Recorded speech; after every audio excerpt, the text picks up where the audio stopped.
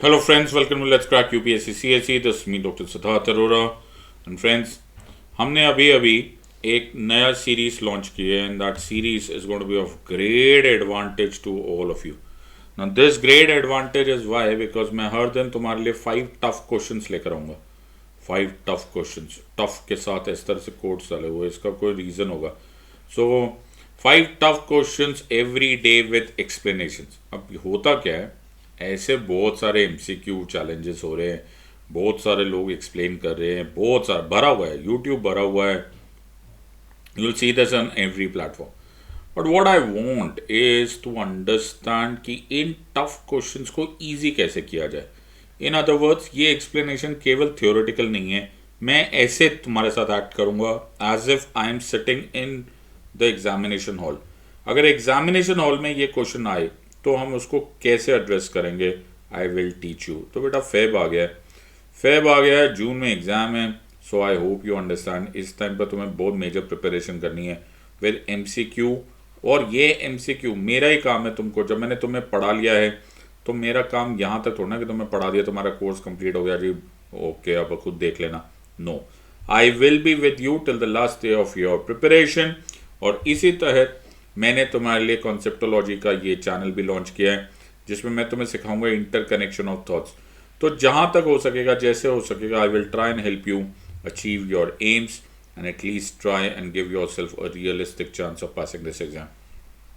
तो बड़ा इंपॉर्टेंट है कि तुम सब लोगों को इस बात को रियलाइज़ करना ज़रूरी है कि यूपीएससी सिविल सर्विसेज एग्जामिनेशन आमतौर पे एक ऐसी एग्ज़ाम नहीं मानी जाती जिसमें तुम अकेले एक्सपेरिमेंटल बेसिस पर एग्जाम की तैयारी करो. There has to be some kind of guidance, some kind of mentorship, वरना ये तुम्हारे करियर के लिए बड़ा एडवर्स इफेक्ट लाता है.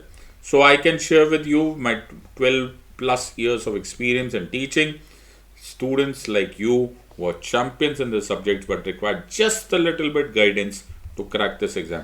तो ये एग्ज़ाम वैसे नहीं है बेटा जैसे स्कूल लेवल पे होती थी जहाँ केवल बुक्स से कर लिया जाता था. यहाँ पर फैक्ट्स देखने पड़ते हैं विच रियली मैटर, और फिर उनको एग्जाम सेंट्रिक रेलेवेंस में डाल के फिर उनको कनेक्ट करना आना चाहिए. यूपीएससी में फैक्ट्स के मार्क्स मिलते ही नहीं है. इस एग्ज़ाम में फैक्ट्स के मार्क्स मिलते ही नहीं है, सिर्फ मिलते हैं marks inter connection of facts के. सो इंटर कनेक्शन ऑफ फैक्ट्स करना सोचो और इस तरह से अपने आप को make sure that you do not fall under category 1, category 3 or category 5. You should try be here, from here jump to this, from here jump to this. ये वो है जो amateurs है जिनको लगता है वो कोई तो ऐसे बुक होगी जिस बुक से पढ़ लिया ना सर सब कुछ क्रैक हो जाएगा. नो. सेकेंड, ये बिल्कुल ही खतरनाक हो जाते हैं जो बोलते हैं सर आखिरी दिन चमत्कार होगा और हम इस एग्जाम को क्रैक कर जाएंगे. Sorry, won't happen. और ये और भी खतरों के खिलाड़ी है, ये लेजी है, ये आज नहीं कल करेंगे, कल नहीं परसों करेंगे, अगले महीने करेंगे, अगले साल करेंगे, अगले अटेम्प्ट में करेंगे. Doesn't work. स्टेज 1 जब तुम जागोगे, जब तुम्हें रियलाइज होगा you are missing something. Stage 2 जिस दिन तुम्हें लगेगा कि हाँ मुझे किसी हेल्प की ज़रूरत है. And third and the most important, the winners attitude of let's do it. तो मेरी तरफ से करोगे तो मैं तुम्हें strictly relevant philosophical based facts पढ़ाऊंगा जो तुम्हारी रॉक सॉलिड प्रिपरेशन करेगा. और ये मेरा जो ट्रैक रिकॉर्ड है स्पीक्स फॉर इटसेल्फ.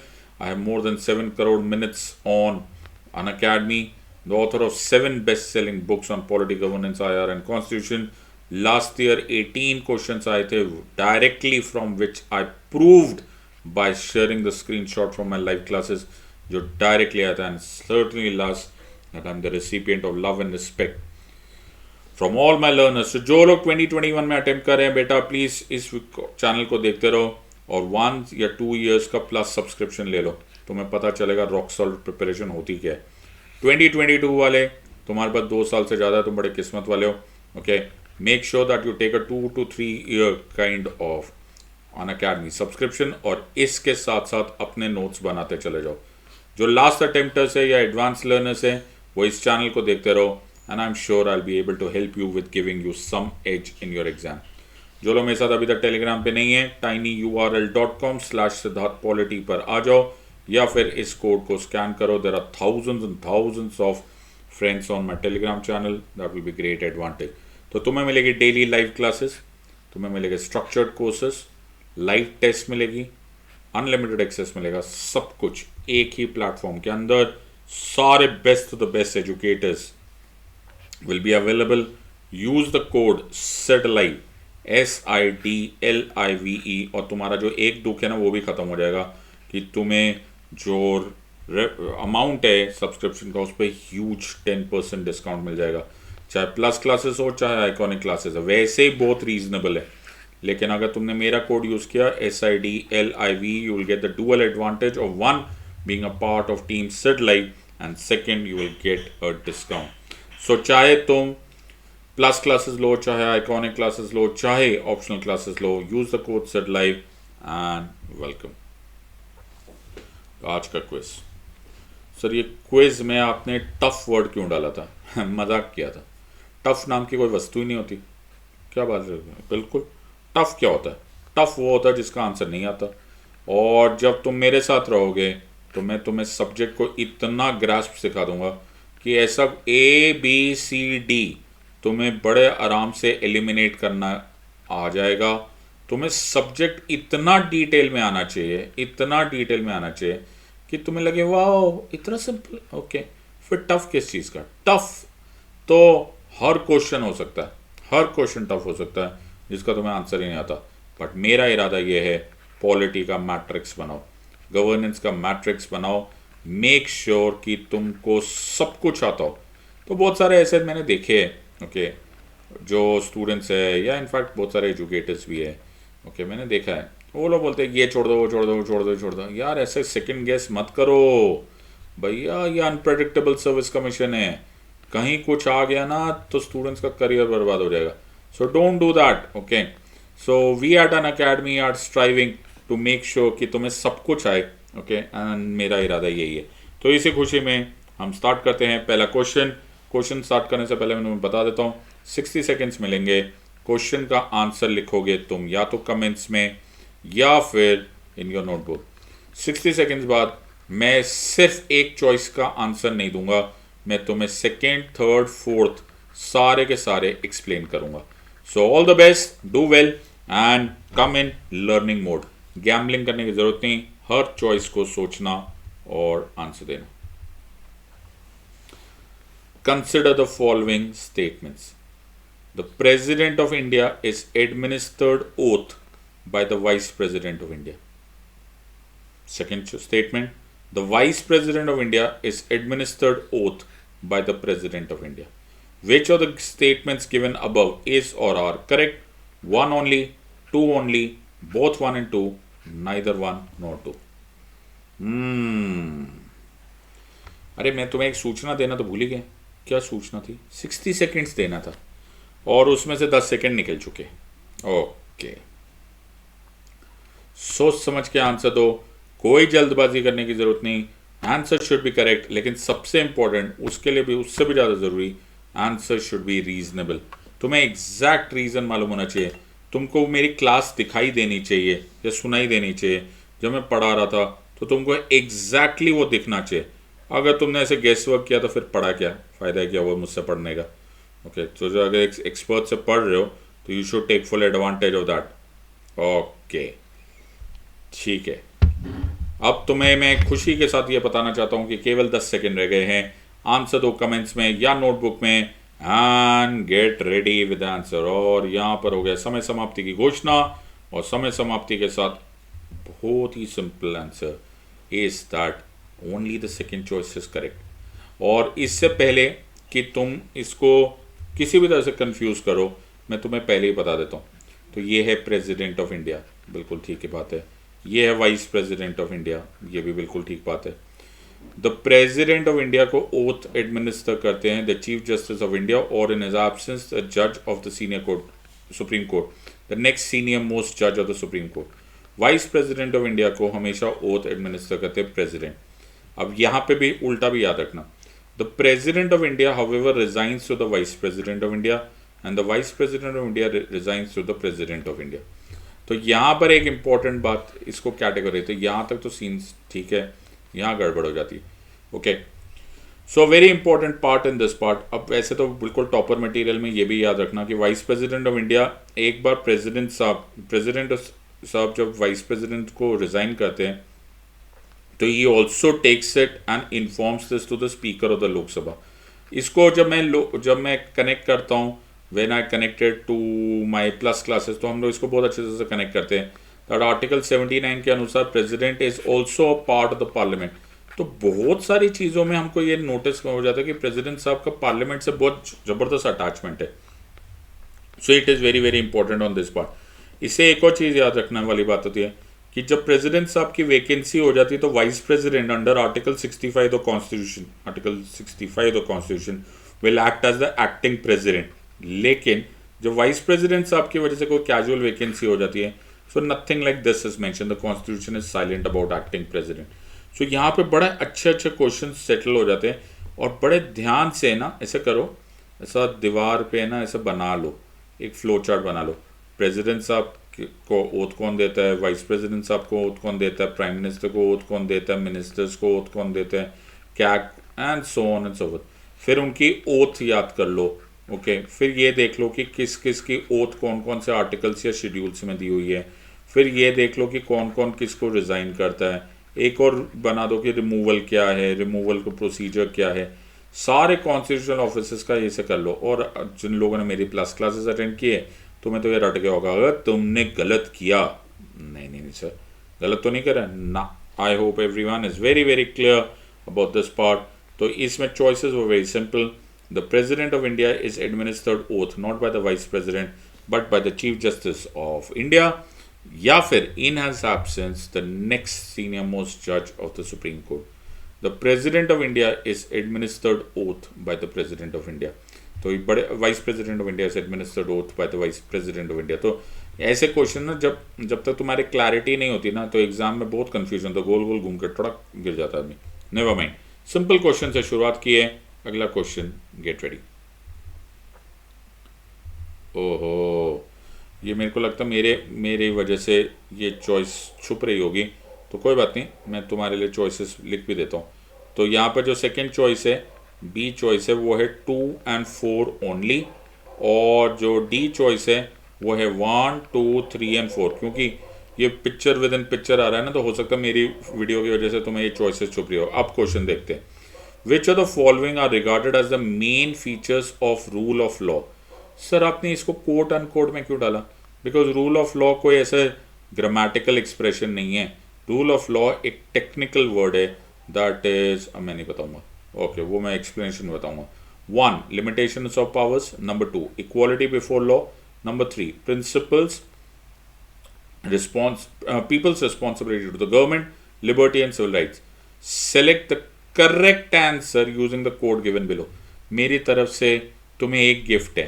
गिफ्ट ये है कि मैं तुम्हें थोड़ी सी मदद कर रहा हूँ। क्या मदद है? मदद ये है कि तुमको ये याद रखना है कि इसमें करेक्ट पूछा गया। Select the correct answer using the code given below. 1 and 3 only, 2 and 4 only, 1, 2 and 4 only, 1, 2, 3 and 4। बहुत बढ़िया। तो इसमें ये चॉइस देख लो और मैं तुम्हें समय शुरू कर रहा हूँ 60 सेकेंड्स का। बेटा प्लीज़ ABCD 1 2 3 4 1 2 2 4 5 6 7 ऐसे मत करना। हर क्वेश्चन का, इस पूरे ड्रिल का, इस पूरे एक्सरसाइज का फ़ायदा उठाओगे नहीं अगर तुमने एक एक चॉइस को ध्यान से देखा नहीं। तो you must read the choice, see if it is right, right तो वाई राइट, रॉन्ग तो वाई रॉन्ग, और एलिमिनेट कर रहे हो तो क्यों। हर चीज़ का वाई होना बड़ा ज़रूरी है। अगर वाई नहीं है तो तुमने काय का हाई फाइव किया। ये हाई फाइव है, this is my series. Okay, तो मेरे स्टूडेंट्स को सब कुछ आना चाहिए। Very very important that you notice this part.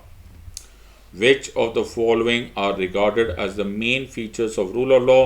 मैं तुम्हें एक सूचना देना चाहता हूँ कि केवल 15 सेकेंड रह गए हैं। Answer either in the comments और answer in the notebook. Which of the following are correct? Alright, और बड़ी ही खुशी के साथ मैं तुम्हें बताना चाहता हूँ कि समय समाप्त हो गया है। अब आंसर, अरे इसमें एक बहुत ही अट्रोशियस चॉइस थी, and that atrocious choice was that people's responsibility to the government. क्या बात कर रहे हो, क्यों गलत था बेटा? People's responsibility to the government का क्या मतलब हुआ? पीपल्स रिस्पॉन्सिबिलिटी से रूल ऑफ द लॉ का कोई कॉन्सेप्ट नहीं है फॉर मोस्ट पीपल। जिनको आइडिया नहीं है मैं तुम्हें समझा देता हूँ। तो एक इंग्लिश फिलोसोफर थे A.V. डाइसी, जिन्होंने कॉन्सेप्ट दिया था रूल ऑफ लॉ का। अब वैसे तो रूल ऑफ लॉ का कॉन्सेप्ट धीरे धीरे विद टाइम काफ़ी हद तक चेंज हो गया, okay, but the primary things जिनको हमने माना होता है वो होता है, one is supremacy of law, okay, this is very very important कि लॉ जो होता है वो सुप्रीम होना चाहिए, ओके।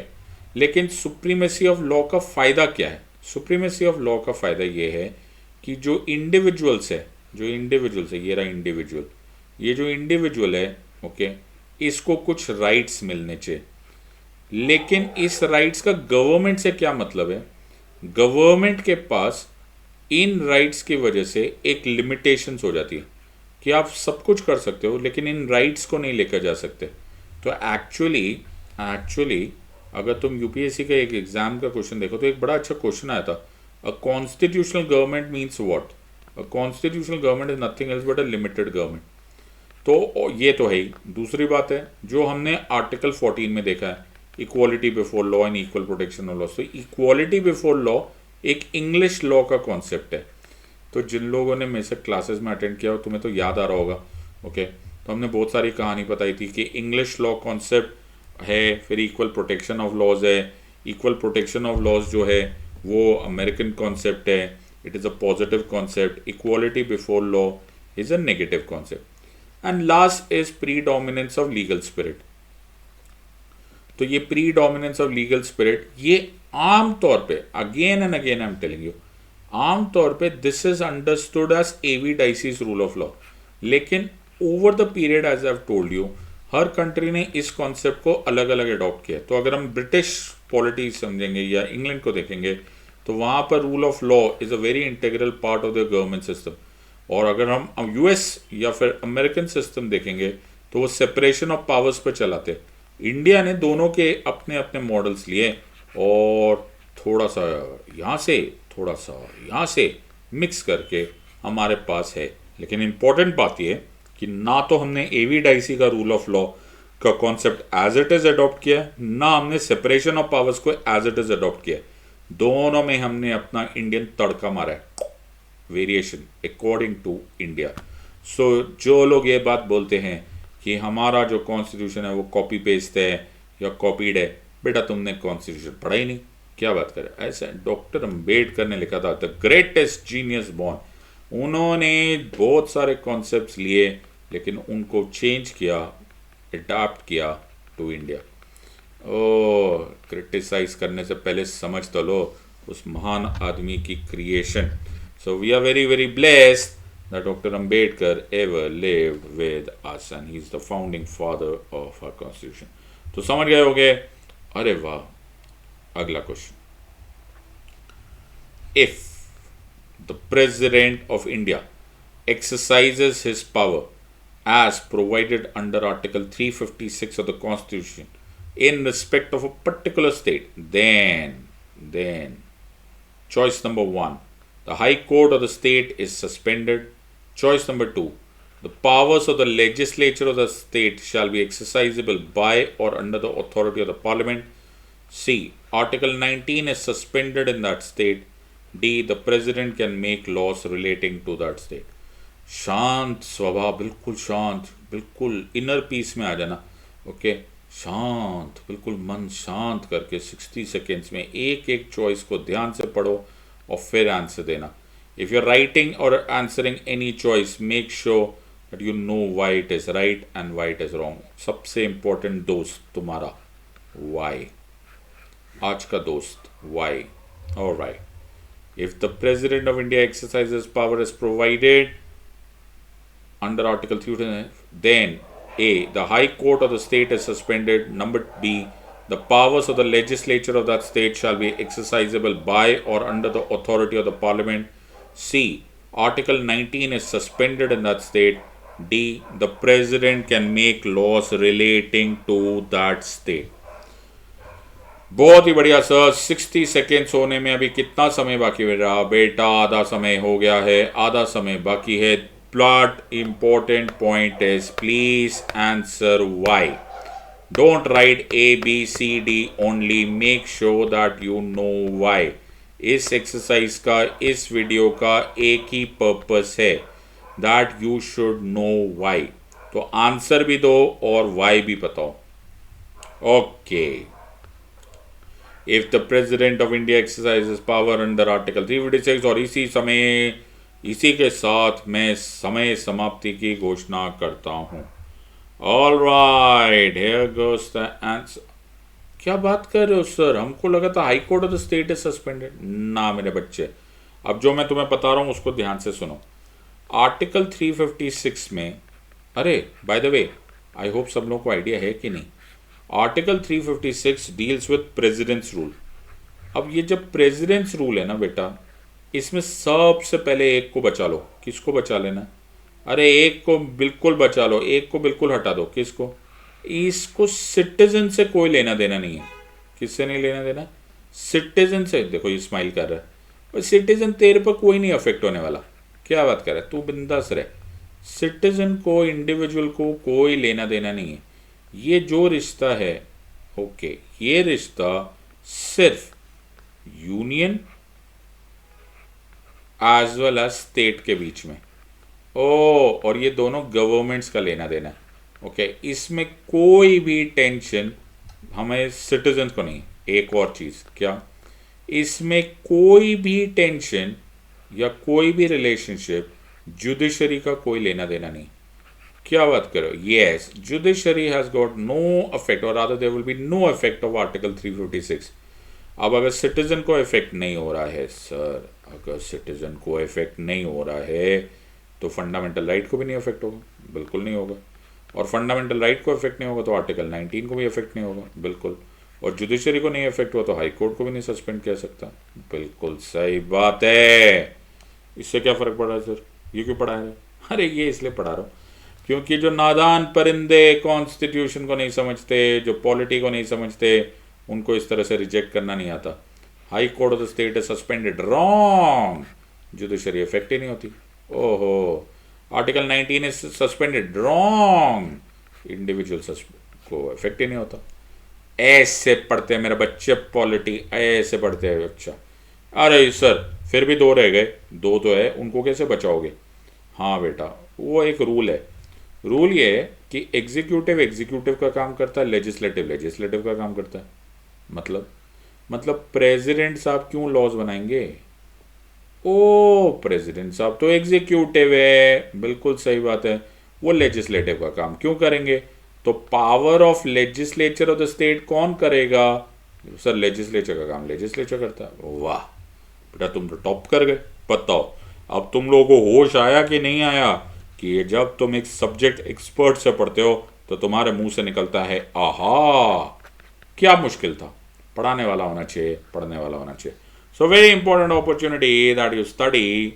लेकिन क्या करे सर, कुछ ऐसे है बहादुर खिलाड़ी जो ये समझ रहे हैं कि जो हम कर रहे हैं वही ठीक है।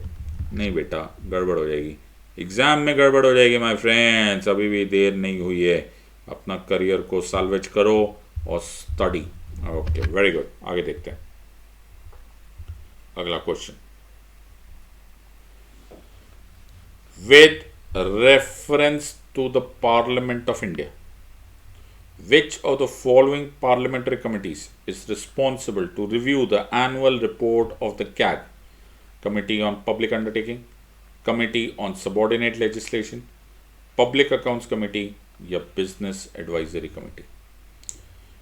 आराम से पढ़ लो। With reference to the Parliament of India, which of the following parliamentary committees is responsible to review the annual report of the CAG? Committee on Public Undertakings, Committee on Subordinate Legislation, Public Accounts Committee या फिर Business Advisory Committee? और तुम्हें मैं एक सूचना देना चाहता हूँ कि तुम्हारे पास 60 सेकेंड्स है। क्विकली हर चॉइस को देखो, देखो वो राइट है तो क्यों है, रॉन्ग है तो क्यों है, और सबसे इंपॉर्टेंट, अगर तुम एलिमिनेट कर रहे हो तो वाई आर यू एलिमिनेटिंग, ऐसे मत गेस वर्क करना। Okay, don't jump to the conclusion. ये सिविल सर्विसेज एग्जामिनेशन है, वर्ल्ड की टफेस्ट एग्जाम मानी जाती है, तो कुछ तो वजह होगी। यस, वजह तो होगी। आराम से सोचो। जो मेरे से प्लस में पड़े हुए, तुम तो अगर तुमने गलत किया, मैंने तुम्हें पूरी एक दास्तान सुनाई, पूरी कहानी तुम्हें मालूम होगी। ओके, रात को 3:30 बजे भी अगर तुम लोग इस वीडियोस को करोगे तो तुम्हें ये गलत होना नहीं चाहिए। रेस्ट ऑफ यू जिन्होंने नहीं किया है, जिन्होंने मुझसे नहीं पढ़ा है, प्लीज़ बुद्धि का प्रयोग कीजिए और आराम से आंसर दीजिए। You have about 30 seconds to answer this question still. Answer दो, या तो कमेंट्स में आंसर दो या फिर नोटबुक में आंसर लिखो, मुझे कोई प्रॉब्लम नहीं है, लेकिन आंसर दो और सारे आंसर्स रीजनड होने चाहिए। ये कसिनो में नहीं है सर 1 आएगा, नहीं सर 1 नहीं सर 2 आएगा, नहीं नहीं नहीं 2 नहीं 3। अगर तुम अपनी लाइफ को इस तरह से गैम्बल करोगे, it will be very difficult for you to reach Labasna. All right, and the answer of course is Public Accounts Committee. तो इसको भी खूबी से पढ़ना पड़ेगा। देखो जो कैग है, okay, इनको एक रिपोर्ट बनानी होती है, the annual audit report of the CAG, the controller auditor general of India. Article 151 of the constitution of India में ये एक मैंडेटरी ड्यूटी है। जो कैग के आर्टिकल 151 की ड्यूटी है, उसके हिसाब से कैग साहब will give and submit his report to the president, who will table this report in the parliament. अब जब पार्लियामेंट में चले जाते हैं तो पार्लियामेंट में कोई तो देखेगा ना, कौन देखेगा सर, कौन देखेगा, पार्लियामेंट के पास इतना टाइम नहीं है। तो जो कमिटीज बनाई जाती है ना, अगर the real working bodies of the parliament देखा जाए ना, तो वो कमिटीज होती है। तो एक साथ सारे के सारे जो लोकसभा के मेंबर्स है, राज्यसभा के मेंबर्स है, सब थोड़ा ना एक साथ काम करेंगे। तो कमिटीज बनाई गई है, these are the real functional elements. तो दीज कमिटीज में से there are certain committees which are responsible for financial scrutiny, जिसमें committee on public undertakings, public accounts committee and estimates committee भी है। जब पार्लियामेंट के पास कैग की रिपोर्ट जाती है तो किसी ना किसी को उसको स्क्रूटिनाइज करना पड़ेगा, स्पेशली अगर कैग को कुछ इरेगुलरिटी दिखे। तो हम लोग पार्लियामेंट में एक पब्लिक अकाउंट्स कमेटी अपॉइंट करवा के रखते हैं, which is a standing committee. Standing committee होने के नाते ये हर साल बनेगी। अब ये जब पब्लिक अकाउंट्स कमेटी जब कैग की रिपोर्ट को रिव्यू करेगी, क्या करेगी? रिव्यू करेगी। ओहो, तभी तो पैक को पता चलेगा कि मंत्री जी से, मिनिस्टर से अगर कोई इरेगुलरिटी है तो वो क्या सवाल पूछें। Simple logic. अगर मुझे समझ में नहीं आएगा रिपोर्ट में तो मैं क्या पूछूंगा? बिल्कुल सही बात है। So the public accounts committee is responsible to review the CAG report and the CAG helps the PAC to review its own report. तो बड़े अच्छा सॉलिड सा CAG is one of those topics. तो जब मैं पढ़ा भी रहा होता हूँ तो मैं हमेशा सब लोगों को बोलता हूँ कैग एक ऐसा टॉपिक है जो सब कुछ सारे के सारे टॉपिक्स एक साथ कंबाइन हो जाता है।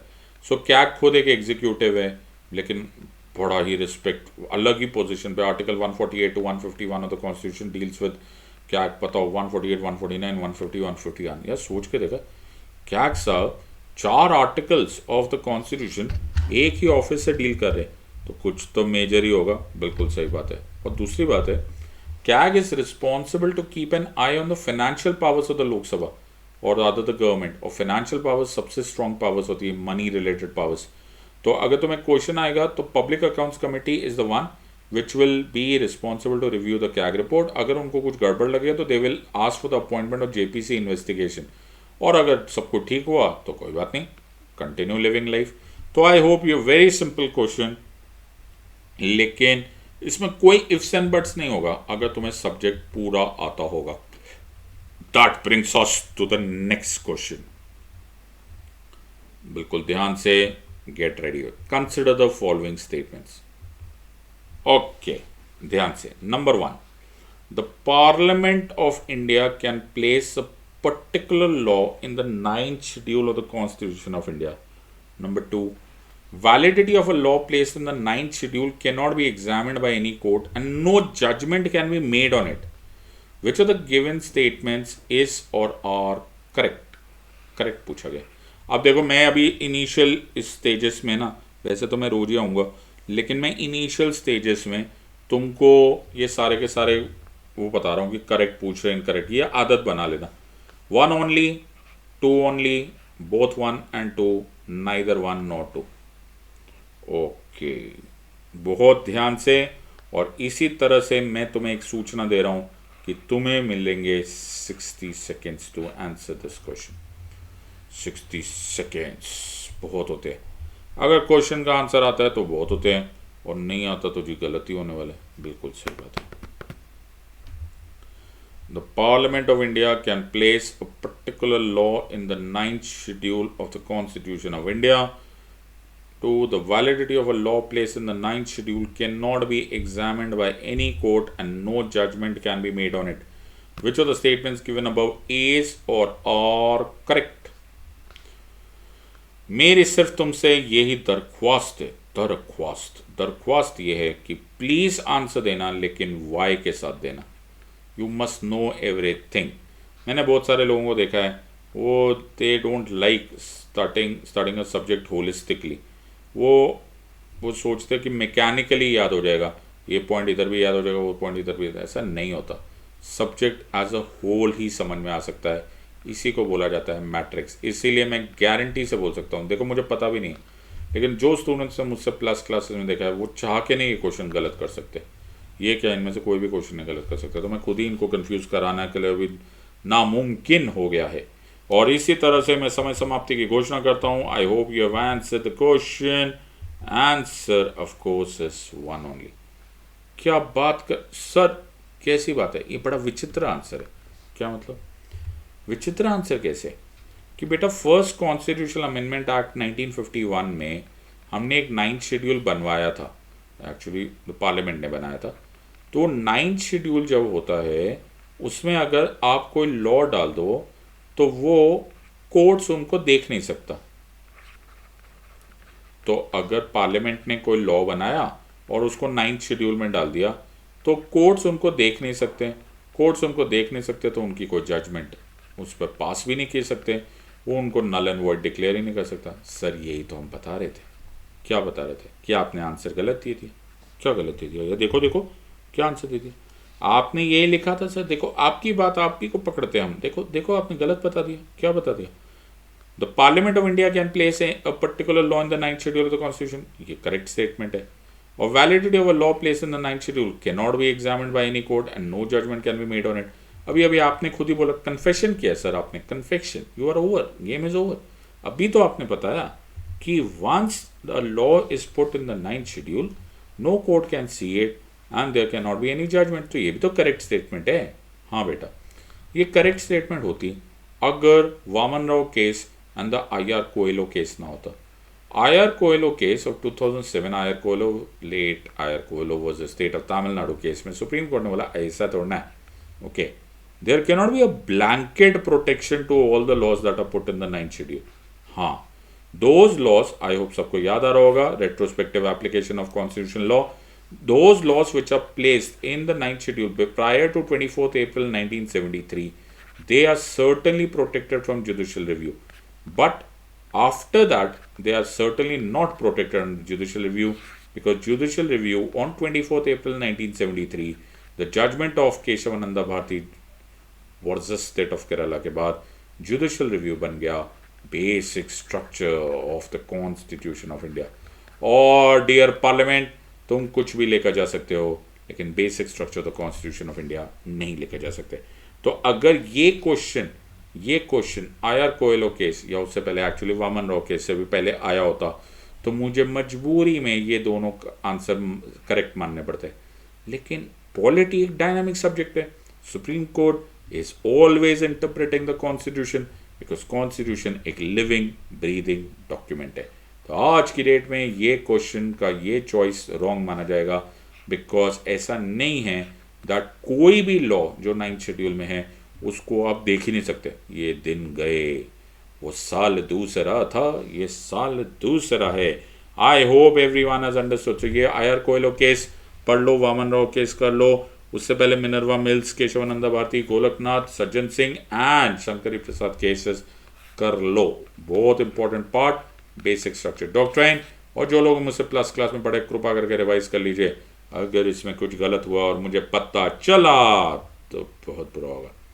नहीं नहीं नहीं, तुमसे गलत नहीं होगा। I am 1001% sure and that's it.